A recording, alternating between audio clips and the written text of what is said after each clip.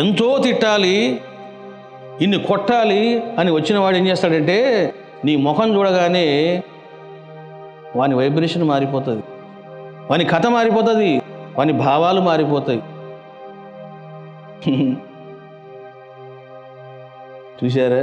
అంటే ఎక్కడుంది కీలకం? నీలోనే ఉంది. అందుకే రమణ మహర్షి ఏమంటున్నాడు? శ్రద్ధ, ప్రయత్నము. ఏమి జరిగినా నీవుగా ఉండు. నీకు సంబంధం లేని విషయం అది. పక్కింట్లో ఎన్నెన్నో జరుగుతూ ఉంటాయి, నీకు సంబంధం ఉందా? ఈ దేహములో ఏమి జరుగుతున్నా నీకు సంబంధం ఉండకూడదు. దాన్ని నువ్వు తయారు చేసుకోవాలి. చూశారా? అది నిజమైన జ్ఞానము. సన్యాసాశ్రము స్వీకరించిన వారి మనస్సులో నేను సన్యాసిని అనే భావము ఉండును. మహర్షి చెప్తున్నాడు. సన్యాస ఆశ్రమం అసలు ఎందుకు తీసుకుంటున్నారు? నేను దేవుడిని దర్శించాలి, ఆనందాన్ని పొందాలి, పవిత్రంగా ఉండాలి, అహంకారం ఉండొద్దు, మమకారం ఉండరాదు అని వాడు తీసుకుంటున్నాడు. జరుగుతున్నది ఏమిటిది అంటే నేను సన్యాసిని సన్యాసిని సన్యాసిని అనుకుంటున్నాడు. చూశారా? అసలు నేను ముందు సన్యాసిని కాదు బ్రహ్మమును అన్న భావనలో ఉండాలా. ఈరోజు చూడండి, ఒక ఇద్దరు సన్యాసులు కానీ ఇద్దరు పండితులు కానీ ఒకరు మరొకరు ఆప్యాయంగా మమతానురాగాలతో ఉండడం లేదు. ఒక పండితుడు మరొక పండితుని ఇంటికి పోవాలంటే గర్వం. నేను పోవడం ఏంటి, వాణ్ణే రమ్మను. చూడండి, ఒక సన్యాసి మరొక సన్యాసి దగ్గరికి వెళ్ళాలంటే భయపడుతున్నాడు. ఎందుకు? అతను ఆసనం మీద ఉంటాడు, నాకు ఆసనం వేస్తాడో వేయడు. చూడండి, అంటే ఆయన పైన కూర్చుంటే నీకు కింద కూర్చోవాలనా?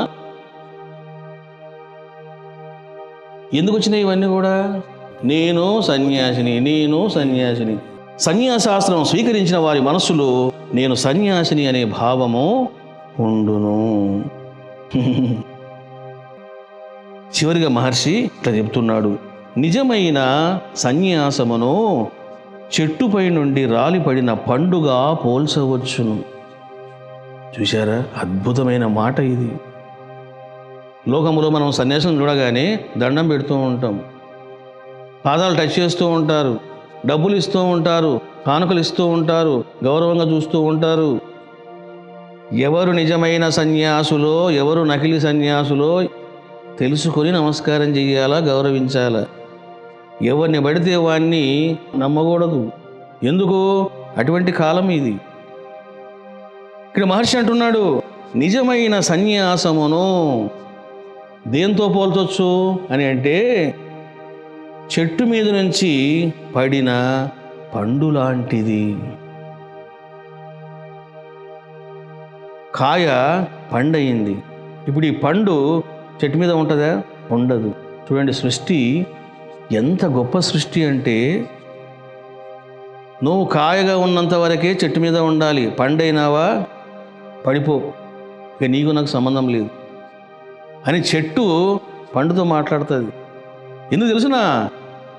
ఇక నీకు నాకు బంధం తీరిపోయింది, నీకు రెక్కలు వచ్చినాయి, ఇంక ఎగిరిపో. ఈ గూట్లో నువ్వు ఇంకా ఉండలేవు, నా ఆలనా పాలనలో ఇక నువ్వు ఉండలేవు. ఎందుకు? నాలాగా నీకు కూడా రెక్కలు వచ్చినాయి, గో ఆకాశంలో విహరించు అని తల్లి పక్షి చెబుతుంది పిల్ల పక్షితో. ఎప్పుడైతే కాయ పండయిందో the fruit cannot connect with the tree, ఇంకా పండు చెట్టుతో కనెక్ట్గా ఉండలేదు, కలిసి ఉండలేదు, అది విడిపోతుంది. ఎప్పుడైతే నువ్వు నిజమైన జ్ఞానివి అవుతావో, నిజమైన సన్యాసి అవుతావో, అసలైన సన్యాసి అవుతావో, ప్రకృతి తొలగించబడుతుంది, ప్రకృతితో సంబంధం ఉండదు, నీవుగా భగవంతునిగా ప్రకాశిస్తావు అన్నది సత్యం. అతన్ని నిజమైన సన్యాసి అంటారు. పండైన వాడు ప్రకృతి నుండి తొలగిన వాడు.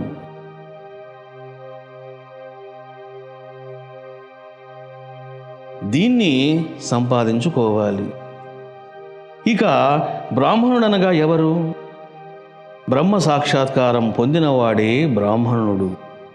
అట్టి వానిలో వెష్టి భావన ఉండదు. వెష్టి భావన అంటే ఇదిగో నేను బ్రాహ్మణుడను, నేను గొప్పవాడిని అనే భావన ఉండదు.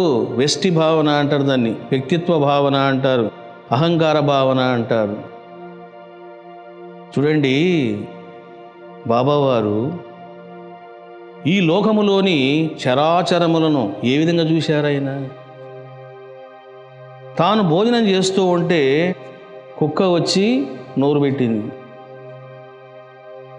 నానాసాహెబ్ డేంగ్లే ఏమన్నాడు? ఛీ అని చెప్పేసి దాన్ని తరిమేశాడు. వెంటనే బాబా ఆ పళ్ళాన్ని ఒక తన్ను తన్నాడు. నీవు ఆ కుక్కను కుక్కలాగా చూస్తున్నావు. ఈ దేహంలో ఎవరున్నారో వాడే ఆ కుక్కలో ఉన్నాడు. నువ్వు తరిమింది కుక్కను కాదు, నన్నే అన్నారు బాబావారు. ఏమి జ్ఞానం ఇది? దీన్ని జ్ఞానము అంటారు. ఏంటి జ్ఞానం? పుస్తకాలు చదివి మస్తకంలో పెట్టుకొని 10 మందికి చెప్పడం కాదు. అది ఎవడైనా చెబుతాడు. టేప్ రికార్డర్ కూడా రికార్డు చేస్తే అది కూడా చెప్తుంది. నిజమైన జ్ఞానం ఏమిటి అని అంటే ఇది సమత్వ జ్ఞానము అని అంటారు, సుజ్ఞానము, బ్రహ్మజ్ఞానము అని అంటారు. చూడండి, ఒక పిచ్చి కుక్క సిరిలో తిరిగేది. దాన్ని చంపాలని చెప్పేసి దాన్ని ఎంటబడ్డారు. మరి లోకంలో ఏం చేస్తారు?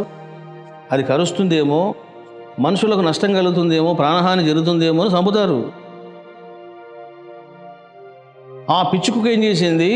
ద్వారకామాయిలో ప్రవేశించింది. బాబా వెనకాల దాక్కుంది. వీళ్ళంతా వచ్చారు చంపడానికని. అప్పుడు బాబా ఏం చేశాడు? మీరు ఇక్కడి నుంచి వెళ్ళిపోండి అన్నాడు. బాబా, అది పిచ్చి కుక్క, మిమ్మల్ని కూడా కరిస్తే మీకు కూడా ప్రమాదం అన్నాడు. మరి బాబా ఏం చేశాడు? ఆ పిచ్చి కుక్కను ఒక్కసారి అట్లా చూశాడు, అంతే. ఏం జరిగింది? శక్తిపాదం చేశాడు. దాని పిచ్చితనం క్షణాల్లో పోయింది. కొన్ని క్షణాల్లోనే అది మామూలుగా బయటకు వచ్చింది. ఎలా సాధ్యమయ్యింది ఇది? అంటే మాటలు చెప్పడం కాదు, దైవత్వ మతంలో ఉండాలి, సిద్ధత్వ మతంలో ఉండాలి.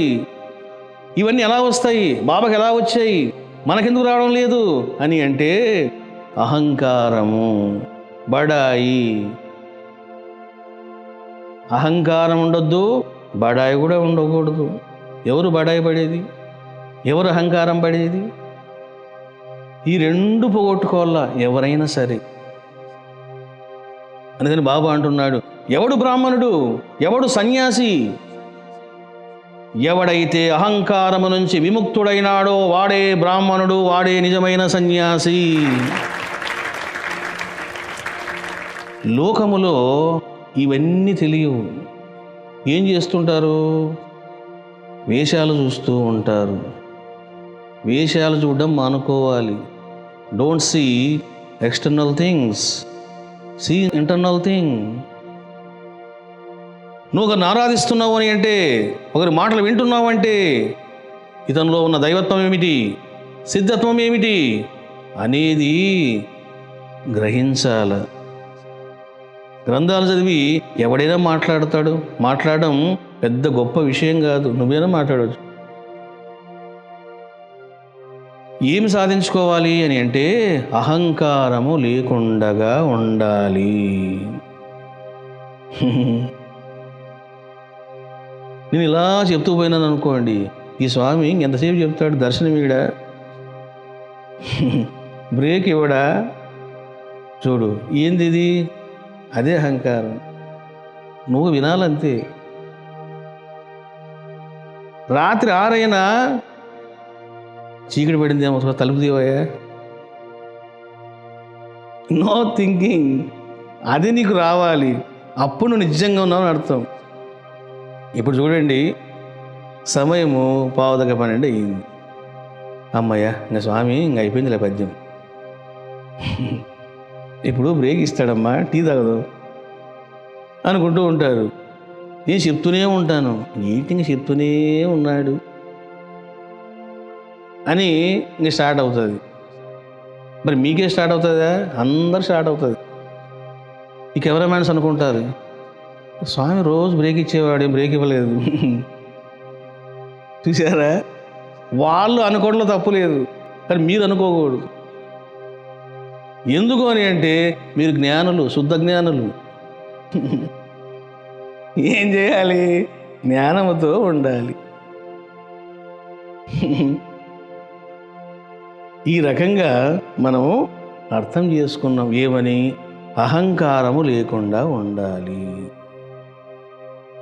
అహంకారాన్ని నిరాకరించాలి, అహంకారాన్ని ఉపేక్షించాలి, అహంకారాన్ని ఎండగట్టాలి. ఇది చేయాలి అంటే నేను ఊరికే పడుకోరాదు, ఎక్కువగా తినరాదు, ధ్యానం బాగా చేయాలి, సిద్ధగురు సేవ బాగా చేయాలి, గురువు పట్ల ప్రేమను పెంచుకోవాలి. ఇవన్నీ నువ్వు తయారు చేసుకోవాలి. అప్పుడు ఏం జరుగుతుంది? నువ్వు మహనీయుడు అవుతావు. చూసారా? ఎవరి మినిట్ ఇస్ సాధన. ఇది బాగా గుర్తుపెట్టుకోండి. మెడిటేషన్ అన్నది కాలానికి సంబంధము లేని విషయము. నువ్వు ఎప్పుడు కళ్ళు తెరిచావో, ఎప్పుడు కళ్ళు మూసుకుంటావో అంతవరకు నువ్వు సాక్షిగా ఉండాలి. నీకు రెండే మార్గాలు ఉన్నాయి. ఒకటి, దివ్య ప్రేమతోనైనా ఉండు, సాక్షిగా ఉండు. There are 2 ways. ఒక అబ్బాయి ఒక అమ్మాయిని ప్రేమించాడు. ఎలా ఉంటాడు? ఆ అమ్మాయిని చింతన చేస్తూ ఉంటాడు. రామలక్ష్మి రామలక్ష్మి రామలక్ష్మి అని జపం చేస్తాడా? నువ్వు శివుని ధ్యానం చేస్తున్నప్పుడు, కృష్ణుని ధ్యానం చేస్తున్నప్పుడు కృష్ణయ్య కృష్ణయ్య కృష్ణయ్య ఉన్నావా పోయినావయ్యా, ఇది కాదు జపం అంటే. ఒక అమ్మాయిని ఒక అబ్బాయి ఏ విధంగా స్మరణ చేస్తూ ఉన్నాడో, జపం చేస్తూ ఉన్నాడా, మంత్రం చెప్తూ ఉన్నాడా? లేదు కదా. హృదయముతో చేస్తూ ఉన్నాడు. అందుకే పాటలు కూడా పాడుతున్నారు. హృదయం ఎక్కడున్నది, నీ చుట్టూనే తిరుగుచున్నది. ఇవన్నీ పాటలు ఎందుకు వస్తున్నాయి? హృదయం ఎక్కడ ఉన్నది, నీ చుట్టే తిరుగుతున్నది. ఇది నా కర్మమా, అజ్ఞానమా? కాబట్టి నువ్వేం చేయాలంటే ప్రేమతోనైనా ఉండు, సాక్షిగానైనా ఉండు. ఇప్పుడు ఒక మంచి అనుభవం చెప్పి వెళ్ళిపోదాము. ఒక సాధువుకు బాబా వారు ఒక మెసేజ్ ఇచ్చారు. ఇది జరిగి ఒక 3 months అవుతుంది. ఒక సాధువు నా గురించి ఏమనుకున్నాడంటే, ఇతనికి ఆడంబరాలు ఎక్కువ, ఆ సింహాసనం ఏంటి, నా నాగుపాము ఏమిటి అని ఏం చేశాడు? నన్ను చూడకుండా, నా ముఖం చూడకుండా నాగుపాము చూస్తున్నాడు. చూడండి, నేను ఏ జ్ఞానం చెప్తున్నానో, ఏ స్థాయిలో ఉన్నానో, ఏం చెప్తున్నానో, నా అనుభవాలు ఏమిటి, ఇవన్నీ ఏం చూడకుండా నాగుపాము చూస్తున్నాడు. ఇది వెయ్యమని నేను చెప్పానా ఎవడికన్నా? ఎవరో భక్తుడు వచ్చాడు, చేయించాడు, దానంగా ఇచ్చాడు, కోరాడు కాబట్టి సరే పెట్టవయ్యా అన్నాం. సరే, అతను ఏం చేశాడు? మిస్అండర్స్టాండ్ చేసుకున్నాడు. అతనికి బాబా దర్శనం ఇచ్చాడంటే, ఎందుకంటే అతను కూడా బాబా సేవ చేస్తున్నాడు, సన్యాసి అయినా కూడా. బాబా కోపంగా చూస్తూ, రమణ అంటే నువ్వు ఏమనుకుంటున్నావు, రమణ అంటే నువ్వు ఏమనుకుంటున్నావు, నీలాంటి వాడు అనుకుంటున్నావా? కనులు తెరిచిన క్షణము నుండి కనులు మూసే క్షణము వరకు వాడు నా చింతనలో ఉంటాడు.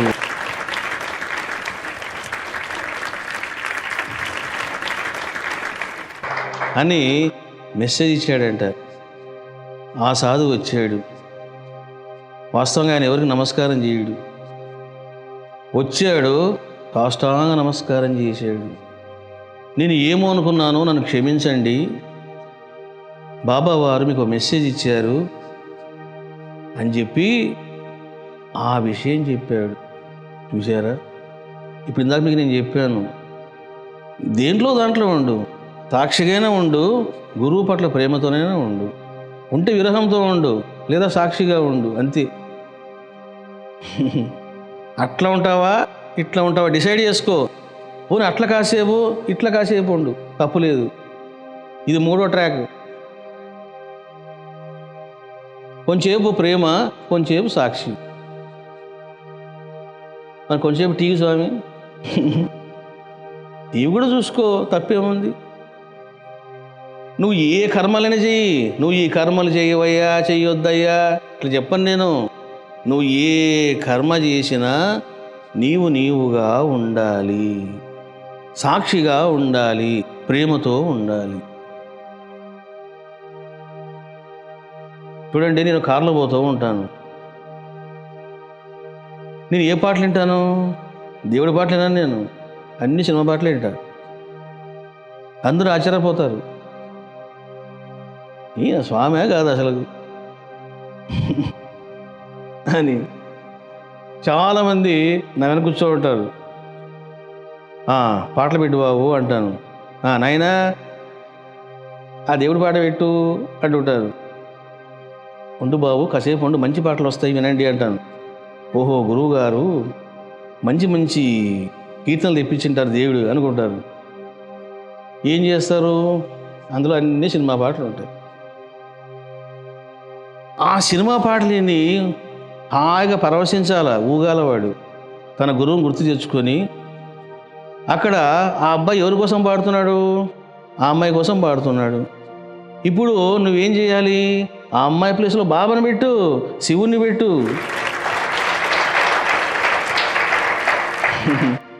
అది చేత కాదు. శివ శివ శివ శివ శివ శివ. ఈరోజు గ్రహాలు వక్రంగా ఉన్నాయి. ఈయన పెద్ద గ్రహంలాగా ఉన్నాడు, నన్ను కారులో కూర్చోబెట్టి ఇటువంటి పాటలు వినిపిస్తున్నాడు. కేతువు, నీకు సాయంత్రం చేస్తా. చూశారా? నీ మనసు బాగలేక గ్రహాలను కూడా తిట్టడం. వినవయ్యా, విని హాయిగా పాటలు విని అందులో రిప్లేస్ చేసే, అంతే. ఎన్నెన్నో జన్మల బంధం నీది నాది. ఏం చేయాలి నువ్వు? వెంటనే గురువు గుర్తుకు రావాలా. యోగం అది. సినిమా పాట నాది, ఎవడు చెప్పేది సినిమా పాటది? నేను కన్ను మూసుకుంటుంటే హాయిగా నన్ను చూస్తారు, చూడరా, కలిమాయ. అందుకే తపోనిలయంలో పెళ్ళిళ్ళు జరుగుతూ ఉంటాయి. అరే బ్యాండ్ మేళం తీసేయండి రేపు నుంచి, సినిమా పాటలు పెట్టండి శుభ్రంగా అని చెప్పారు.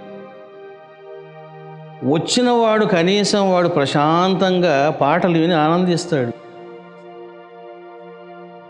దేవుడు పక్కన పెట్టండి, వాడు ఏం చేస్తాడు? ముందు మంచి మ్యూజిక్ వింటాడు. ఇప్పుడు చూడండి, దేవుడి పాటలు చేస్తూ ఉంటారు. ఒక తపలా, ఒక ఫ్లూటు, ఇంకదే గీ గీ గీ గీ గీ గీ గీ ఇంకదే వాయిస్తుంటారు. అది ఒక సినిమా పాట అనుకోండి, ఎన్నెన్నో మిక్స్ చేస్తారు, ఎన్నెన్నో కష్టపడతారు, ఎంతెన్నో డబ్బు ఖర్చు పెడతారు. నేను అంటున్నాను, ఎందుకు నువ్వు పోగొట్టుకుంటున్నావు? లిజన్. నువ్వు వింటున్నప్పుడు ఏం చేయాలి? నువ్వు ఆ పాటలో నీవు నీ గురువును గుర్తు తెచ్చుకోవాలి. నువ్వు శివుడుగా ఉండాలి. అప్పుడు ఏమవుతుంది? అది సినిమా పాట కాదు, అది పెద్ద యోగం అవుతుంది. అది తప్పు ఎవరిది? నీ భావం తప్పు, నీ మతిది తప్పు. ఈ రకంగా నువ్వు ఏ కర్మలు చేస్తూ ఉన్నా ప్రేమతోనైనా ఉండు, సాక్షిగానైనా ఉండు. ఇదే నీకు ఇంక పరిష్కారం. మహర్షి ఒకటే చెప్పాడు, నేను 2 చెప్పాను మీకు. కాబట్టి అట్లయినా ఉండండి, ఇట్లయినా ఉండండి. ఆత్మస్వరూపులారా, బాబా అనుగ్రహం వలన 2 పద్యాలు మనం ఈరోజు శ్రవణం చేసాం. నెక్స్ట్ పద్యాలు నెక్స్ట్ క్లాసులో విందాము. చెప్పండి. ఓ